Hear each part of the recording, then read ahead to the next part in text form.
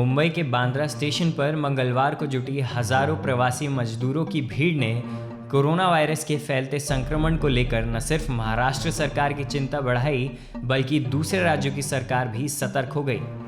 इसके चलते मध्य प्रदेश के मुख्यमंत्री शिवराज सिंह चौहान ने दूसरे राज्यों में फंसे मध्य प्रदेश के मजदूरों को राहत देने के लिए एक घोषणा की है।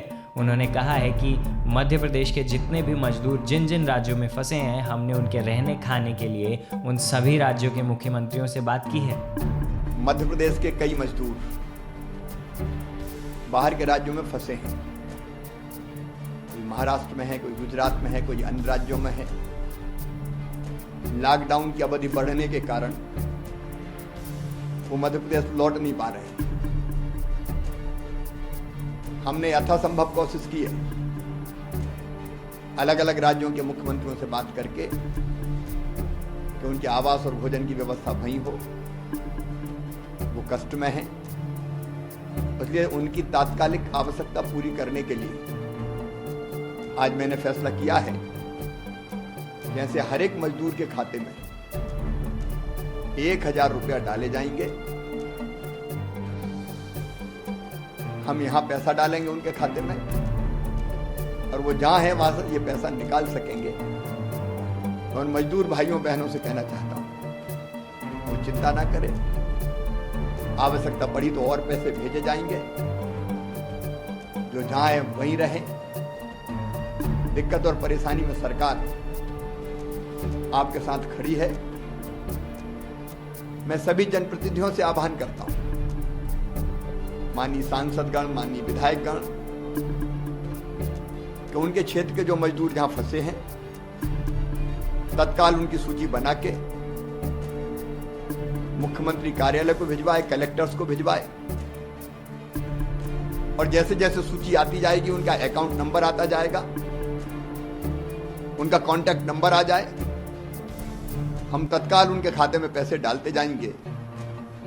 आवश्यकता पड़ी तो और मदद करेंगे। संकट के समय सरकार अपने मजदूर भाई बहनों के साथ खड़ी है। साथ ही मुंबई की घटना देख दिल्ली के मुख्यमंत्री अरविंद केजरीवाल की भी टेंशन बढ़ गई। उन्होंने दिल्ली वालों को अफवाहों से दूर रहने के लिए सचेत किया, साथ ही लॉकडाउन का पालन करने का संदेश भी दिया।